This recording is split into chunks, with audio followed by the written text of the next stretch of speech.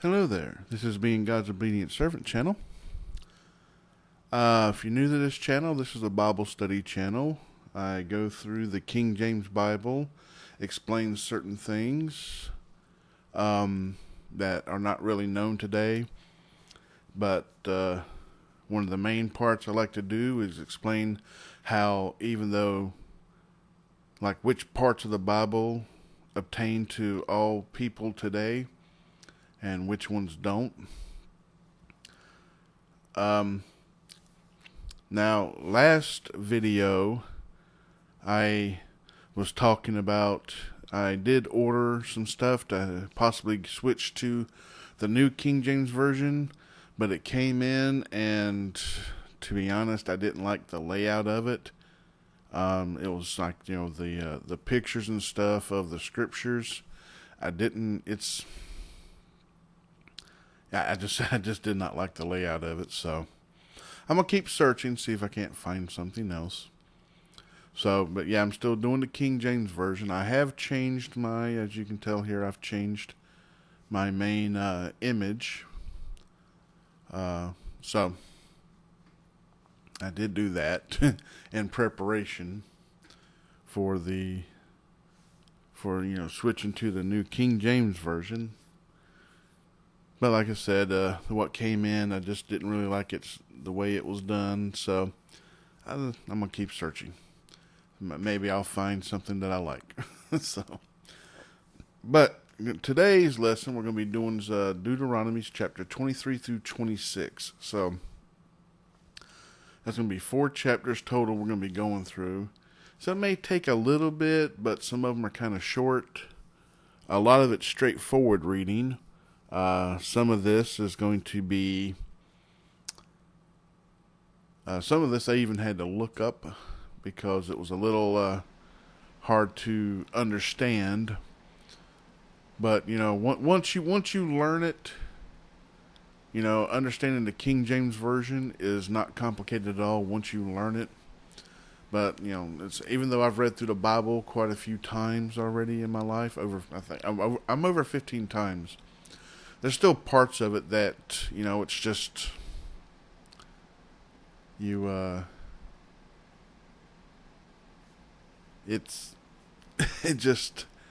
kind of read through them a few times and you never really study them. And that's why I'm doing this. This is more of a deep down study. And some of it I'm learning as I'm going along. Some of it is still new to me. But this is the thing that, growing up, I didn't have anybody do. I didn't have anybody study the Bible with me. Even the churches I went to, they didn't study the Bible. They just kind of read through it, and you were kind of like on your own. And so this is why I kind of like to do something like this to help people out that may be getting confused about things. Because I will tell you, even some parts of the New King James Version, it is a little hard to read. It's a little hard to, just to go through and just easily say, oh, okay, I got it, no problem. It's the Bible's meant to be studied. And so that's why I do what I do. Anyways, we'll go ahead and jump right on in here and get started. So, it said Deuteronomy chapter 23, verse 1. He that is wounded in the stones, or hath his privy member cut off, shall not enter into the congregation of the Lord. So the stones, meaning testicles, his manhood. That's what privy means, is private member, private part. So, kind of self-explanatory there. Verse 2. A bastard shall not enter into the congregation of the Lord, even to his 10th generation shall he not enter into the congregation of the Lord. Now, most people, they hear the word, and in today, there's a lot of words used today that people don't really know the full meaning of, but the word bastard just means an illegitimate child. Means that, there's no father there. The father didn't claim the children, so they don't have the father's last name, the father's name. And, that's kind of, what that's meaning. If you didn't know, most people do, but, that's what it means. So, verse 3.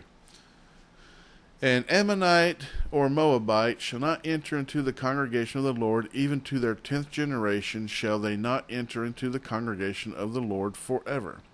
Because they met you not with bread and with water in the way, when they came forth out of Egypt, when ye came forth out of Egypt, and because they hired against thee Balaam, the son of Beor of Pethor, of Mesopotamia, to curse thee. Nevertheless, the Lord thy God would not hearken unto Balaam, but the Lord thy God turned the curse into a blessing unto thee, because the Lord thy God loved thee. Thou shalt not seek their peace, nor their prosperity all thy days forever. Thou shalt not abhor an Edomite, for he is thy brother. Thou shalt not abhor an Egyptian, because thou wast a stranger in his land. Now, if you don't know what the abhor means, is, to discuss or have hatreds towards. Verse 8. The children that are begotten of them shall enter into the congregation of the Lord in their 3rd generation. When the host goeth forth against thine enemies, then keep thee from every wicked thing. If there be among you any man that is not clean by reason of uncleanness, that chanceth him by night, then shall he go abroad out of the camp, he shall not come within the camp. But it shall be when evening cometh on,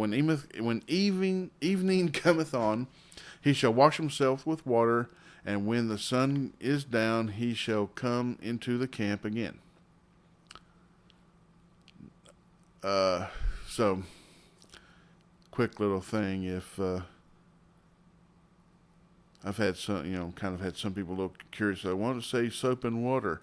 Soap didn't exist back then, so all you had to do was wash with water. Rub yourself down. You really scrub yourself hard to get clean if you got filthy dirty, because soap didn't exist back then. People had quite a bit of body odor. It was very common back then, and it was just, anyways. Verse 12. Thou shalt have a place also without the camp, whither thou shalt go forth abroad. And thou shalt have a paddle upon thy weapon, and it shall be, when thou wilt ease thyself abroad, thou shalt dig therewith, and shalt turn back and cover that which cometh from thee. So, this one confused the mess of me a little bit. I had to kind of like, same thing we had to do in the military. When you need to use the bathroom, you leave from amongst the people. You go way outside the camp. You dig a hole. You use the bathroom and you bury it. That's what a paddle, kind of like, shovel, something to move earth with. But yeah, I said it was like, you what? I said a lot of this stuff, whenever you first kind of read it, it can get really confusing, because the way that it was worded. But this is how people used to talk a long time ago. But this is Oxford English. This was like Shakespearean type English. This is how they spoke then. But yeah, this is prior to America even existing. The King James Version came from King James I in England. He had it translated for him. And they did a very good job in the translation. There's a couple little things, we've already covered that, like with the word unicorn. It meant, wild ox, or was it strong ox? I think it was wild ox. Yeah, unicorns don't exist, but so that word was a little wrong. But but the main part is, even though some words were translated wrong, it doesn't change the meaning of the scripture. That's the main thing we're supposed to know from this, is the meaning of and how it applies to us. Which parts do and which parts don't. So, like I said, that's why I do this study, is to try to help people out. So, anyways, let's continue on here. Verse 14. For the Lord thy God walketh in the midst of thy camp to deliver thee, and to give up thine enemies before thee. Therefore shall thy camp be holy, that he see no unclean thing in thee, and turn away from thee. That's the reason why you go outside the camp and bury your poop. And it's probably how we had the tradition and stuff of the outhouse. It was a place outside the home, and there was a hole dug in the ground, and then when it was full, you dug another hole, took the dirt from that, and you covered up the other one, and you just moved the outhouse around. I grew up with family members and stuff in West Virginia that still had these, and we still used them. Even a lot of places I went to in the military and stuff, in training areas and stuff, they had outhouses and stuff. Now it's all been replaced with porta potties. That's our current outhouse, but yeah. Anyways, verse 15. Thou shalt not deliver unto his master the servant which is escaped from his master unto thee. Now, the word servant here doesn't mean employee, it meant slave. So, yeah, if a slave escaped his master, you're not to return it to thee. Now, when you read this, and you read the part, like, I listen to a lot of stuff about, well, you got the history part about how the Civil War started in America. And part of that was slaves were escaping the South, going up north. And there's supposed to have been a law at the time that said that the slaves had to be returned because they were considered property then. Now, this is the passage where the people up north says, no, we're not doing that. And now remember, most people in the South did not have slaves. It was only, I think, what they said, like only 5% of everybody, all the people that, lived in the South, only 5% of them actually had slaves. There's only the real rich did. Most people did not have them. But either or, this was one of the things that started to lead to the Civil War, was the North not adhering to the laws that were on the books. But also God says you're to obey all laws of man unless those laws goes against God's laws. So for the people up north, if they would have returned the slaves, they would have been violating this. Now, slavery is illegal pretty much everywhere. Africa, it's actually still going on in Africa. There's actually, it's still legal there. But throughout most of the rest of the world, slavery itself is illegal. I mean, it still happens. There's this, the slave trade, the sex slaves, stuff like that, all that kind of stuff, especially across the southern border, happens a lot. But, it's not allowed, but it still happens. So, but I would venture to say that this would still apply to us today if we were in that, scenario of, this stuff still going on. But yeah, so kind of like a little history lesson there, plus, Bible, it's the Bible verse supporting what the North was doing at the time. But anyway, let's continue on, verse 16. He shall dwell with thee, even among you, in that place which he shall choose in one of thy gates, where it liketh him best. Thou shalt not oppress him. Now, here's where the North failed.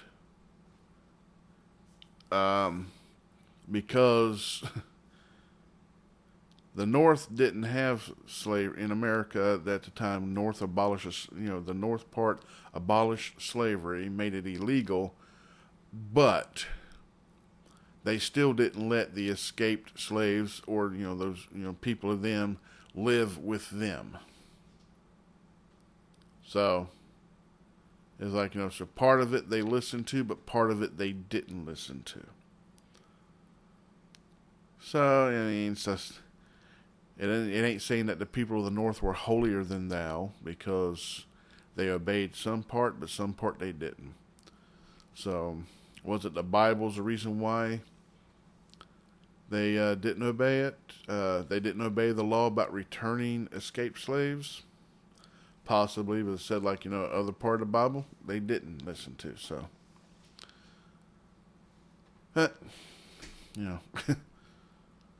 que sera, sera. Let's continue on now, verse 17. There shall be no whore of the daughters of Israel, nor a sodomite of the sons of Israel. Self-explanatory.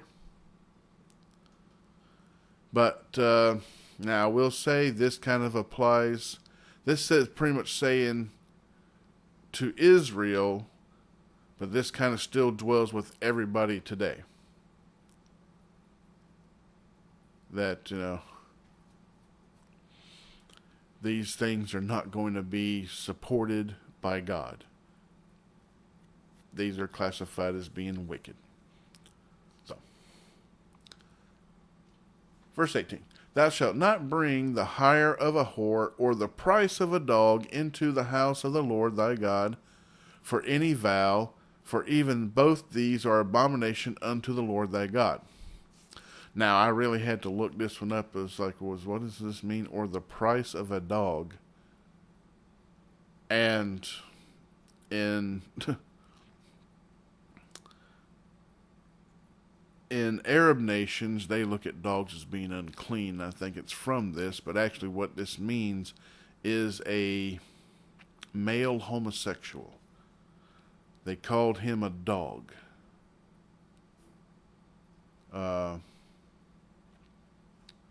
Possibly because dogs will hump just about anything. But, yeah, kind of looking up, this is, I saw a couple other things, but this is the only one that actually made sense, because it is speaking of a whore, which is, a female. But, now, a whore and a harlot are kind of different things. One's makes money doing it, one doesn't. But, you got the idea. So let's continue on here. Verse 19. Thou shalt not lend upon usury to thy brother, usury of money, usury of victuals, usury of anything that is lent upon usury. Now, what that kind of means is, you're not to charge interest. If you lend something to your brother, stuff like that, money, food, whatever, you're not supposed to charge extra for it. You're not allowed to charge interest to your brother. But as you can clearly see up here, verse 20. Unto a stranger thou mayest lend upon usury, but unto thy brother thou shalt not lend upon usury, that the Lord thy God may bless thee in all that thou settest thine hand to in the land whither thou goest to possess it. Now, when the Bible here is saying brother, that means people your neighbors, your relatives of any sort. Now, of course, women didn't live alone in these times. The Bible says a woman that does not desire a husband in childbirth is useless in the eyes of the Lord. God has said these things, so, women didn't live on their own unless they were widowed. And normally then, even if they're widowed, they had a son to help take care of them of some sort. But in some situations, there was no one. So then it was up to the people to take care of the widows. The widows and orphans was commanded by the congregation. That's even today. The church is supposed to take care of the widows and the orphans. Old Testament times, the congregation is supposed to do the same thing. It's, Old Testament, New Testament. But for the most part, that's why it says brother. It doesn't say brother and sisters, because women didn't live on their own. They were shunned if they did. If they didn't, seek a husband in childbirth and stuff, and they try to do their own thing or whatever, they were shunned by society because they would be going against God's word. Because as they go all the way back to the beginning, like Genesis chapter 2, woman was created to be her husband's assistant. Genesis 3:16, a woman is to desire her husband and he's to rule over her. It's plain simple. But yeah, so difference between a stranger, somebody it's a stranger to the land of their time. Here's a stranger, somebody that's not an Israelite. For here, brother is any and all Israelites. But for us, it would be people that's like in our congregation, people that are known to us, not just your actual biological brother. Because when you serve the Lord, you're supposed to be brothers and sisters in Christ. But I said this is Old Testament, but still it's like falls under the same thing, kind of in that area. And this actually still applies to us today. It should, because we're not, when we help people, especially people we know and stuff, we're not supposed to try to make money off of them. It's not a good thing to do. But anyways, verse 21. When thou shalt vow a vow unto the Lord thy God, thou shalt not slack to pay it. For the Lord thy God will surely require it of thee, and it would be a sin in thee. So this is the other part, God upholds everybody to any vows they make as long as that vow doesn't violate God's word. That's the lesson from here. But yeah, if you vow a vow and you renege on that, it's held against you big time from God. It's a big sin. Well, all sins are big in the eyes of God, but I'm just saying, it's it's like all these corrupt politicians, judges, district attorneys, and police officers in America today that take a constitutional oath to uphold, obey, and defend the Constitution against all enemies, foreign and domestic. Well, that's a vow they make, and God holds them to that vow. So every single one of them that violate their vows, the ones trying to push gun laws, the Second Amendment is specifically there. It's, the way the Second Amendment says the people, the right of the people to keep and bear arms shall not be infringed. I'm trying to remember it actually word for word. It's for the people to keep and maintain a free state. For the people to keep and maintain a free state, the right of the people, the people's right to bear arms shall not be infringed. I don't have it really in front of me. My dyslexia kicks in. I can't really remember everything word for word sometimes. But when it says shall not be infringed, which means no rules, regulations, or restrictions against. And so the government has been violating that since the 1930s when they introduced the National Firearms Act. And they've been adding more stuff to it, and they keep trying to add more and more as time goes on. And the reason for the Second Amendment is so the people can defend themselves from a tyrannical government. So whatever the government has, the people also get to have to defend themselves from said government. That's the whole definition of the Second Amendment. And like some people say, well, do you think the people should have nuclear bombs and biological weapons? Of course, I don't think people should have that. But also, if the government obeyed their constitutional oath, then themselves would have never created such horrible weapons. That was the whole point of it all. The government should not be creating more weapons of mass destruction because by the Constitution, anybody in America also gets to have those same weapons. We're supposed to be pushing for peace, not more war. Not more death and destruction. We're supposed to be, well, you got the idea from that. Okay, anyways, continue on here. I'm going down a different road here for a second. I got to get back on track. Verse 22. But if thou shalt forbear to vow, it shall be no sin in thee.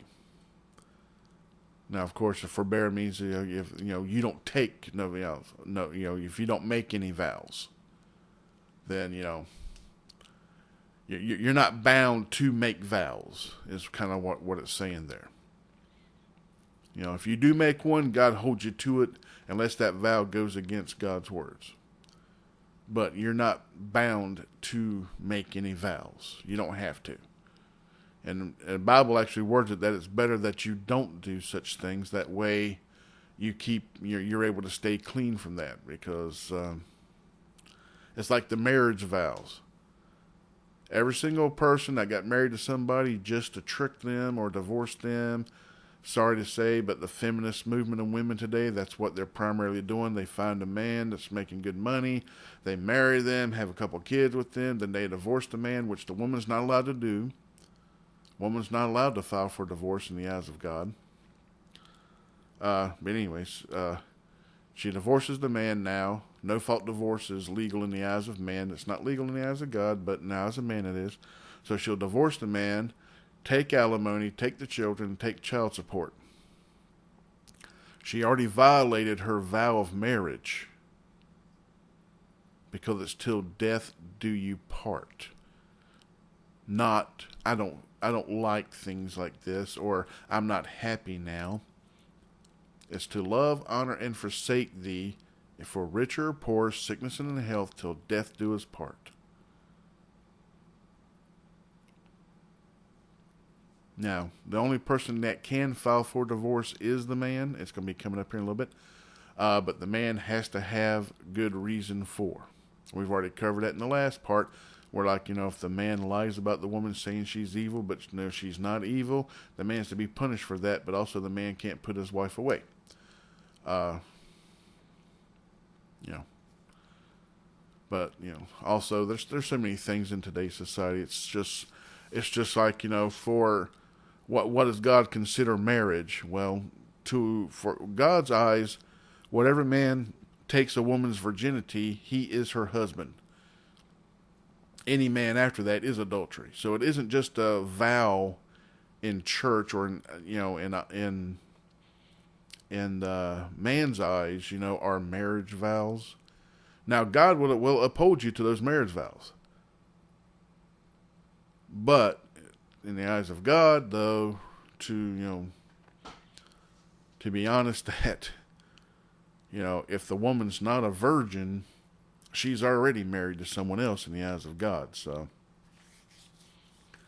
men really have to watch out for stuff like that. But anyways, let's continue on here. So I'm already heading down another rabbit trail, and I need to stay on track here. Verse 23.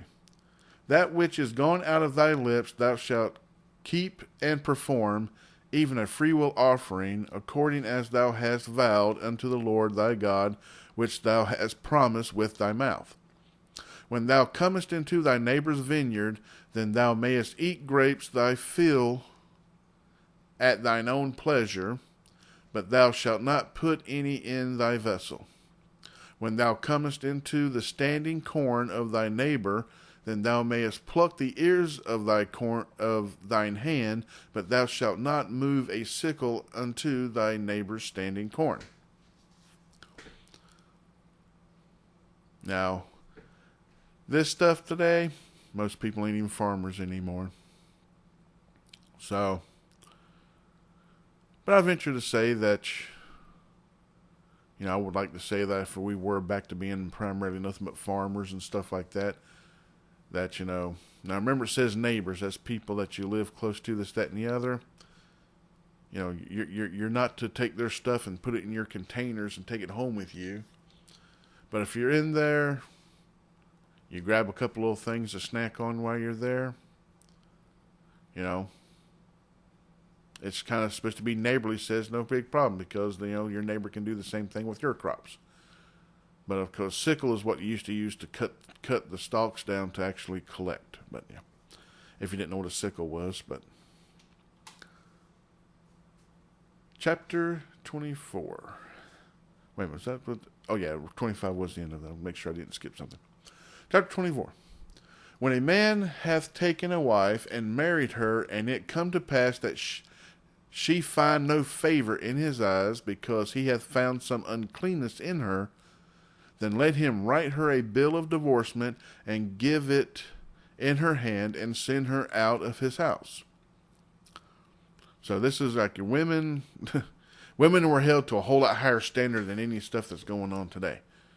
Because of the women, even if she's clean upon marriage, if she becomes unclean, which wicked, if she becomes cantankerous, the Bible says as well, which is, a person of strife, argumentative, disobedient, stuff like that. All this stuff falls under being unclean for what God commands a woman to be. The man can divorce her and get rid of her. The Bible even says that if a woman becomes cantankerous, the man is to divorce her and cast her out. It says, but if the man paid a virgin's dowry for her, then he is to take her back to her father and collect the virgin's dowry that he paid. But when the Bible's saying cast out there, it means, that's, outside protection, providing everything. She's on her own. That means if she's cast out, next thing you know, a pack of wolves or, marauders or this, that, and the other start chasing her and take her and kill her or whatever. Oh, well, that's pretty much kind of what it means there. To be cast out, it's just like, it's one thing is in these times right here, they didn't really have the protections like we have today. But, it was to help women understand that they really needed to mind their P's and Q's and be just and right. The man's not allowed to mistreat her, but she dang sure is not allowed to mistreat him. Because God also says that if the man has we covered this in Genesis already, but if the woman is a good woman, which means good in God's eyes, not your eyes are tainted with worldliness. All of our eyes are, but we have to be good in the eyes of God. She has to be good in the eyes of God. But if she is a good woman, a good wife, then the man is to love, honor, and cherish her, for she is a gift. But if she is cantankerous, he is to divorce her and cast her out. So I said that's been saying that since Genesis, and now even saying up here in Deuteronomy. So continue on, verse 2. And when she is departed out of his house, she may go and be another man's wife. And if the latter husband hate her, and write her a bill of divorcement, and giveth it in her hand, and sendeth her out of his house, or if the latter husband die, the second one, or the next one, which took her to be his wife, her former husband which sent her away may not take her again to be his wife. After that she is defiled, for that is abomination before the Lord. And thou shalt not cause the land to sin, which the Lord thy God giveth thee for an inheritance. Now, these rules kind of apply to us today as well, because you got to remember, as a Christian, you're grafted in through Jesus into the tree of the Israelites. We're grafted in. We're just a branch that comes off of the actual tree, the family tree of the Israelites. We're just. So I said, a lot of these rules in the Old Testament applies to us today as well. It's just, Jesus said he came to finish the law, but he didn't change the rules or commandments. So continue on, verse 5. When a man hath taken a new wife, he shall not go out to war, neither shall he be charged with any business, but he shall be free at home 1 year, and shall cheer up his wife which he hath taken. No man shall take the nether or the upper millstone to pledge, for he taketh a man's life to pledge. Now, in the wording of the way it's worded here, it's kind of meaning like as pawn. If, the way it's kind of worked, mostly it's going to be coming up here in a second as well. But, the millstone is how people made their food. And it's kind of like, when we pawn things off, we take possessions to a place and they give us money for it, and we can come back, pay the money back and get our possessions back. Or after some time, we lose it and they get to keep the possessions. Kind of same thing, like if someone's borrowed or this, that, and the other, and they can't pay back or haven't paid back, it's telling here you can't come take someone's livelihood as payment. This kind of still applies to us today. Like if somebody, you lent them money, this, that, and the other, and you try, well, you haven't paid me back, so I'm going to take your car. Knowing that they need the car to go shopping, to go get stuff from the grocery store, to go to work, this, that, and the other, it really can destroy their life by someone not having transportation. You got to be just in this stuff. But the way I look at it in New Testament though, Jesus tells us if someone steals from us, we're not to ask for it back. So I think, we're under a different rule today versus this. Because if someone won't pay us back or this, that, and the other, we kind of like, you cut your losses and say, fine, keep it, whatever. But also we learn that, we don't have to lend things to people, especially untrustworthy people. So, fool me once, shame on you. Fool me twice, shame on me. It falls under that category, that teaching's there. So, continue on here. Verse 7. If a man be found stealing any of his brethren of the children of Israel, it was supposed to be kidnapping, and maketh merchandise of him, kidnapping people and trying to sell them as slaves. Well, making merchandise of him or selleth him, then that thief shall die. Kind of wish we kind of had that now. Imagine punishment for kidnapping be death. The death, sentence to death for kidnapping. That would stop a lot of stuff. And thou shalt put evil away from among you. Now this part, put evil away from among us. We are all still bound to that. We are to keep evil out of our house and try our best to keep evil out of our lives. Now, there's some parts of the world you're going to be around evil. But for the most part, as the Bible teaches, if you want to be at peace, you must be with like-minded. You must be with other peaceful people, which are not evil people. Wicked people and peaceful people are two totally different people. But, yeah. Anyways, continue on. Verse 8. Take heed in the plague of leprosy, that thou observe diligently and do according to all that the priests, the Levites, shall teach you. As I commanded them, so ye shall observe to do. Remember what the Lord thy God did unto Miriam in the way, after that ye were come forth out of Egypt. When thou dost lend thy brother anything, thou shalt not go into his house to fetch his pledge. Thou shalt stand abroad, and the man to whom thou dost lend shall bring out the pledge abroad unto thee. And if the man be poor, thou shalt not sleep with his pledge. Now, of course, that means keep it overnight.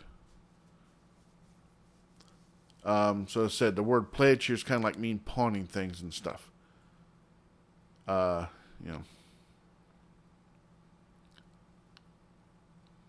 it's like, well, anyways, you self-explanatory there once you understand what kind of like pledging means. Like if you lent something and you're trying to get it back, pawning, whatever. Verse 13. In any case, thou shalt deliver him the pledge again when the sun goeth down, that he may sleep in his own raiment, and bless thee, and it shall be righteousness unto thee before the Lord thy God.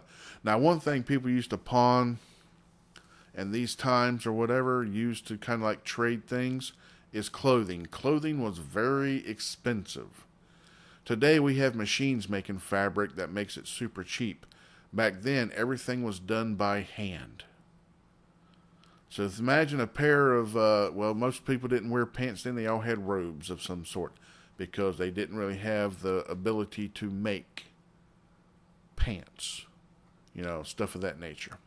But anyways, that whole robe, you're talking about, some big curtains that were all added together with sleeves and stuff of that nature, and a hood to it. I don't know if it had most things didn't have a hood. They had a different thing that they would wrap around like a big old towel that would help keep their ears and head warm in the cold nights. But yeah, it could probably take, possibly a week to a month to make some of this stuff. And if it was fine linen, it took even longer. Now, the coarse stuff, you can make that faster, but it was also cheaper. But yeah, anyways, I say, clothing is very expensive. That's what arraignment means, clothing. So, verse 14. Thou shalt not oppress an hired servant that is poor and needy, whether he be of thy brethren or of thy strangers that are in thy land within thy gates. At his day thou shalt give him his hire, neither shall the sun go down upon it, for he is poor, and setteth his heart upon it, lest he cry against thee unto the Lord, and it be a sin unto thee. Now, we have a huge problem. Like, I'm from the South. It ain't just the South. Well, right to work states are famous for this. In America, you can lose your job because they don't have to give you a reason. If it's a right to work state, they can let you go for any reason. And a lot of places threaten you constantly. It's very wicked for these people to do it, and I don't think they understand it. Because this is oppressing people. If someone's hired and they're doing their job, this, that, and the other, you're supposed to treat them right and pay them a fair wage. That's what this is talking about. For these, you got people that are working for you, and you got people that start their own businesses. Most people started their own businesses, but a lot of people didn't have that ability. So they worked for other people, which made them in a poor category. But, and some people just didn't get paid good wages. Well, I mean, they didn't have things, they didn't have stuff to trade. They didn't have livestock, they didn't have whatever. But, this is kind of like the same thing. And also how God commands it, which isn't done today, but, we do have a system. It's, you're supposed to pay someone a day's wage, the day that they work. So, in actuality, God's commands, I don't know if it's going to be held against us too much today as a society, because now you got people, they have to go 2 weeks before they get their paycheck. But God says you're supposed to pay someone their day's wage every day. At the end of the day, they get paid that day, not the next day or anything else, because they're going to, they're poor. They're going to need the money that day just to eat. So I've even had a couple of friends and stuff. They were getting a job somewhere, and they couldn't keep the job because it was going to take 2 weeks for them. Actually, it was going to take, you had the waiting week and everything else. It was going to take them like 3 weeks before they was going to get a paycheck. They didn't have enough money to pay gas to drive back and forth until they finally got a check. A lot of people, they don't have money saved up. People that are well off or this, that, and the other, they don't really understand this. But I grew up poor most of my whole life and stuff, so I truly understand this. Us people living paycheck to paycheck and everything else. But yeah, if people were paid the same day that they worked, their wages, then, there wouldn't be a problem there. But see, the problem we have today is we got all these taxes. You got Social Security, Medicare, FICA, all this other stuff that's going to be taken out of your check before you even get it. So this is kind of saying, God's kind of saying that stuff shouldn't exist. That would be a nice thing that, we should be allowed to pull taxes out from our own pay to pay our taxes, not it to be taken out. But because of the system we have today is the reason why you can't get a paycheck the same day, is because they got to process everything, and it's got to go through accounting and blah, blah, blah, blah, blah. But anyways, let's continue on here. Verse 16. The father shall not be put to death for the children, neither shall the children be put to death for the fathers. Every man shall be put to death for his own sin. Thou shalt not pervert the judgment of the stranger, nor of the fatherless, nor take a widow's raiment to pledge. Now, of course, it's kind of self-explanatory about, don't pervert the judgment. You're not supposed to hold a different law for others than for others. It's okay. Prime example, if you're in the South, you know what the good old boy system is. Favoritism, this, that, and the other. You're not supposed to do that when it comes to judgments and stuff, or to other people. But, so it's kind of like our government and how they're sinning against God, because they're allowed to break the law. They don't get punished for it, but the people will get punished if they break a law. It's rules for thee, but not for me. It's double standards. All these things, they're wickedness in the eyes of God. They're all sin. Verse 18. But thou shalt remember that thou wast a bondman in Egypt, and the Lord thy God redeemed thee thence. Therefore I command thee to do this thing.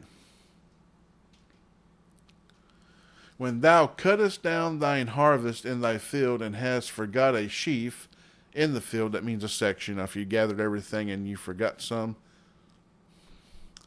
thou shalt not go again to fetch it. It shall be for the stranger, for the fatherless, and for the widow, that the Lord thy God may bless thee in all the work of thine hands. When thou beatest thine olive tree, thou shalt not go over the boughs again. It shall be for the stranger, for the fatherless, and for the widow. Now, of course, a stranger is somebody you don't know. They don't have anything. A stranger can't inherit anything in the land of Israel. They can't have property, stuff like that, I don't even know if they're allowed to live. You had to have a plot of land and to have a home. So most of the time, strangers means people just passing through. Of course, the fatherless is the orphans, and the widow, self-explanatory. Verse 21. When thou gatherest the grapes of thy vineyard, thou shalt not glean it afterward. It shall be for the stranger, for the fatherless, and for the widow. And that means, go back and go over it and make sure you got everything. And thou shalt remember that thou wast a bondman in the land of Egypt. Therefore I command thee to do this thing. Chapter 25. If there be a controversy between men, and they come unto judgment, that the judges may judge them, then they shall justify the righteous and condemn the wicked. Another thing the U.S. government's failing on, and many other governments all around the world are doing the same thing. And God commands you, anybody that puts themselves over people, you are to be just. And the Bible words it that if you put yourself over people, like politicians seeking to be politicians, if you go in with and do wicked things in those positions, you're going to be held to a higher standard than regular people. So you're going to come under a more harsh judgment and punishment by God for putting yourself there, especially with the intent to do wrong. Verse 2. And it shall be, if the wicked man be worthy to be beaten, that the judge shall cause him to lie down and to be beaten before his face, according to his fault, by a certain number. 40 stripes he may give him, and not exceed, lest, if he should exceed, and beat him above these with many stripes, then thy brother should seem vile unto thee. Thou shalt not muzzle the ox when he treadeth out the corn. Now, from my understanding of this real quickly, you put a muzzle on something that keeps their mouth covered, that means he won't be able to eat while he works. He won't be able to eat of what you're gathering. I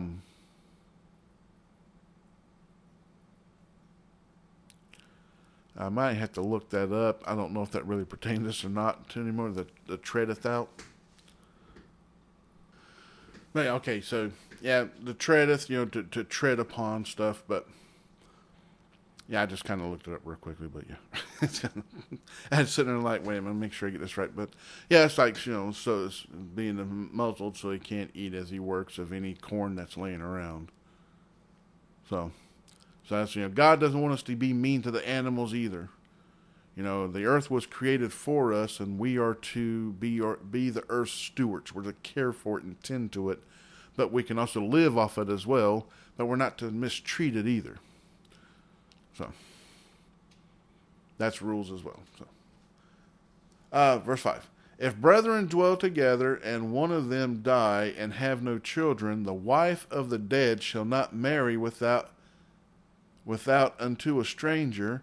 Her husband's brother shall go in unto her, and take her to him to wife, and perform the duty of an husband's brother unto her. And it shall be that the firstborn which she beareth shall succeed in the name of his brother which is dead, that his name be not put out of Israel. Now, of course, this doesn't really pertain to us today because, our names we're not part of the 12 tribes.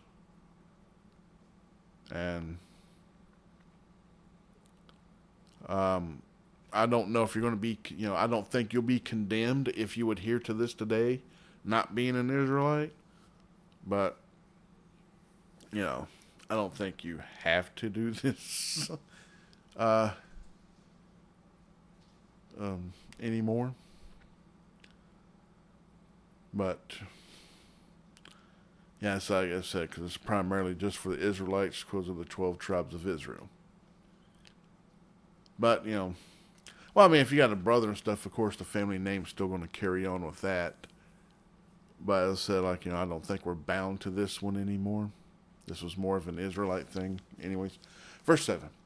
And if the man like not to take his brother's wife, then let his brother's wife go up to the gate unto the elders, and say, My husband's brother refuseth to raise up unto his brother a name in Israel. He will not perform the duty of my husband's brother. Then the elders of his city shall call him and speak unto him, and if he stand to it and say, I like not to take her, then shall his brother's wife come unto him in the presence of the elders, and loose his shoe from off his foot, and spit in his face, and shall answer and say, So shall it be done unto that man that will not build up his brother's house. And his name shall be called in Israel, the house of him that hath his shoe loosed. So I take it that that's a very thing of dishonor, to have your shoe loosed in those times. So today it's like, you want to take my shoes off of me? Fine, go ahead. But don't spit in my face. I can see this like in today's time with the way things are.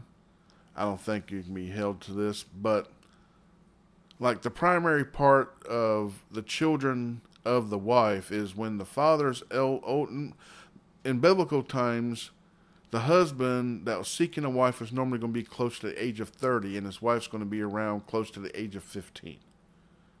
That was the normal. So the husband normally passed away well before the wife, and part of the eldest son, the one that inherits, whatever his father has, part of that is also taking care of his mother. This is why God says a woman is to have children. A woman, is supposed to desire a husband and birthing children. So this also protects her when she gets older. But, see, also, See, for the Israelites, though, they had an inheritance. So every man got an inheritance, and it passed to his children. So, see, in old times, like even for the, like say the early 1800s or whatever in America, I can kind of see this, possibly still being upheld, because when a woman was, given to a man to wife, she was given to that entire family. So it's like, her husband's father was known as, her father as well. And so to take care of her, she would have to be part of the inheritance and everything to take care of her. It was a woman that didn't have children. They, as I said, God said that it was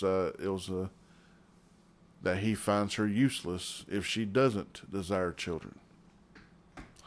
Anyways, we're getting down a totally different rabbit hole with all that. So, but yeah, as I said, it's primarily for the Israelites, really not for us, as far as I can tell today. From anything I've read of anything else, it would be kind of weird though if one of the women says, "Hey, I didn't have no children with your brother. You gotta have, Well, here in America though, we couldn't take her for a wife because if the man already had a wife, you're not allowed to have multiple wives in America or in most places of the world anymore. So, I guess God wouldn't hold you to that. Anyways, let's continue on here. Verse 11. When men strive together, this means fight, one with another, and the wife of the one draweth near to deliver her husband out of the hand of him that smiteth him, and putteth forth her hand, and taketh him by the secrets, that's the genitalia. It's a bad thing for a woman to do that to a man. Then thou shalt cut off her hand, thine eye shall not pity her. Yeah, God don't, doesn't matter why you done it, you don't do it. Verse 13. Thou shalt not have in thy bag diverse weights, a great and a small. Thou shalt not have in thine house diverse measures, a great and a small. Most of that goes talking about, treating people differently.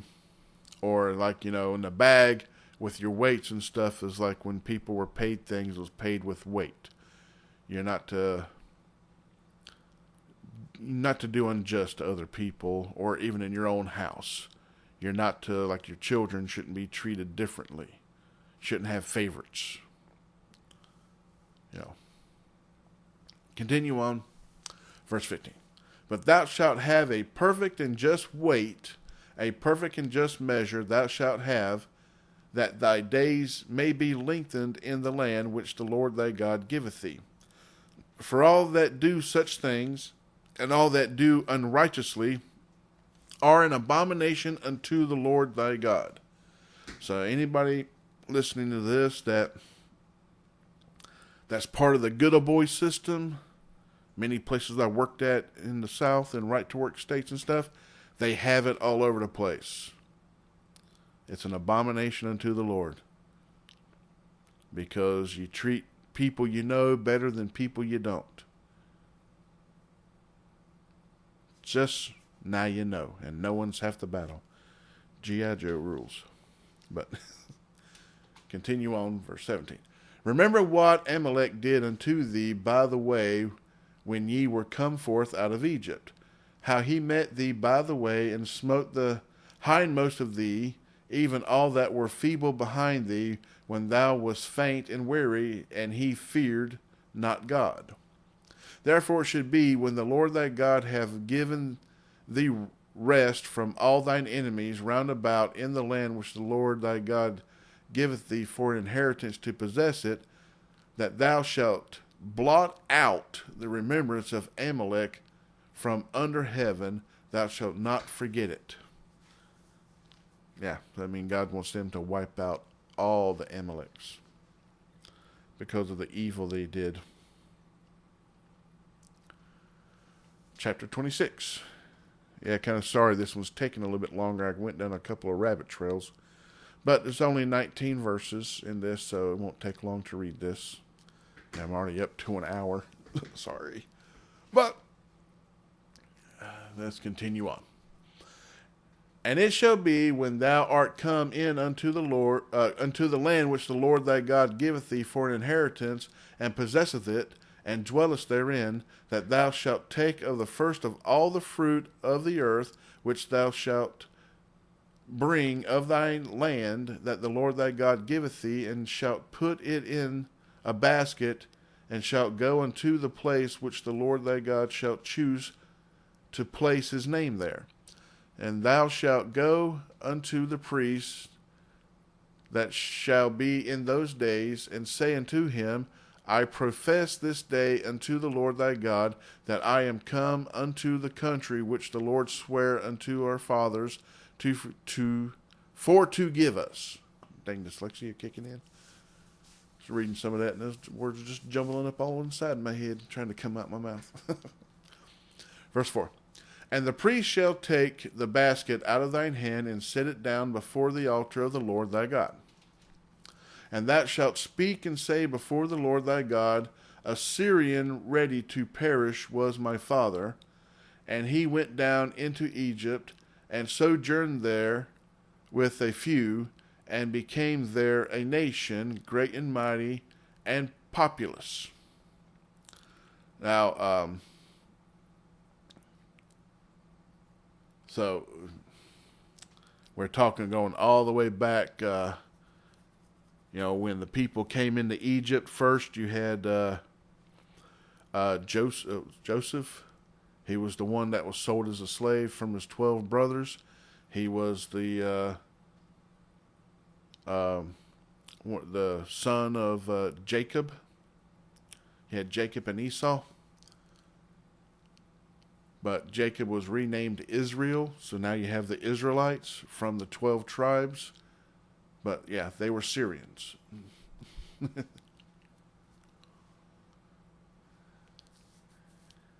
But so, from my understanding, that's what I'm talking about here, because the Israelites became a nation, great, mighty, and populous, while they lived there. And but the Egyptians made slaves out of them. But yeah, they come from the land of Syria at the time, but that's why they call them Syrians. But anyways, continue on, verse 6. And the Egyptians evil entreated us, and afflicted us, and laid upon us hard bondage. And when we cried unto the Lord God of our fathers, the Lord heard our voice, and looked on our affliction, and our labor, and our oppression. And the Lord brought us forth out of Egypt with a mighty hand, and with an outstretched arm, and with great terribleness, and with signs, and with wonders. And he hath brought us into this place, and hath given us this land, even a land that floweth with milk and honey. And now, behold, I have brought the first fruits of the land, which thou, O Lord, hast given me, and thou shalt set it before the Lord thy God, and worship before the Lord thy God. And thou shalt rejoice in every good thing which the Lord thy God hath given unto thee, and unto thine house, thou and the Levite and the stranger that is among you. When thou hast made an end of tithing all the tithes of thine increase, the third year, which is the year of tithing, and hast given it unto the Levite, the stranger, the fatherless, and the widow, that they may eat within thy gates and be filled. Then thou shalt say before the Lord thy God, I have brought away the hallowed things out of mine house, and also have given them unto the Levite, and unto the stranger, to the fatherless, and to the widow, according to all thy commandments which thou hast commanded me. I have not transgressed thy commandments, neither have I forgotten them. I have not eaten thereof in my mourning, neither have I taken away aught thereof for any unclean use, nor given aught thereof for the dead. But I have hearkened to the voice of the Lord my God, and have done according to all that thou hast commanded me. Look down from thy holy habitation from heaven, and bless thy people Israel, and the land which thou hast given us, as thou swarest unto our fathers, a land that floweth with milk and honey. This day the Lord thy God hath commanded thee to do these statutes and judgments. Thou shalt therefore keep and do them with all thine heart and with all thy soul. Thou hast avouched the Lord this day to be thy God, and to walk in his ways, and to keep his statutes, and his commandments, and his judgments, and to hearken unto his voice. That's kind of like us today when if we choose to become a Christian, we choose to follow. And when we choose these things, we have to do as we're told. We have to follow his commandments. Kind of like the reason why my channel is called Being God's Obedient Servant. We have to obey. Because when we choose to follow God, it's kind of like enslaving yourself to God. While we Christians, we enslave ourselves to Christ. Christ follows God. We follow Christ. It's it's a continuous following of everything, as Christ says. When you've seen me, you've seen the Father. So, but it's the same thing. The New Testament says you can't get into heaven by works alone, but also in James it says you can't get in by faith alone. In Old Testament, you did works, and that's how you got God's blessings. But now we're under grace, so it's works plus faith. So now, of course, we're not under the law, the very specific Israelites' laws, but we still have commandments and everything that we're to do and how we're to treat other people and blah, blah, blah. I said kind of like the reason why I'm kind of doing this channel and helping people understand the Bible more. Because a lot of people don't know this stuff, and they think they can just do what they want to, and it don't work that way. And part of our job is to spread the gospel, and this is part of the gospel.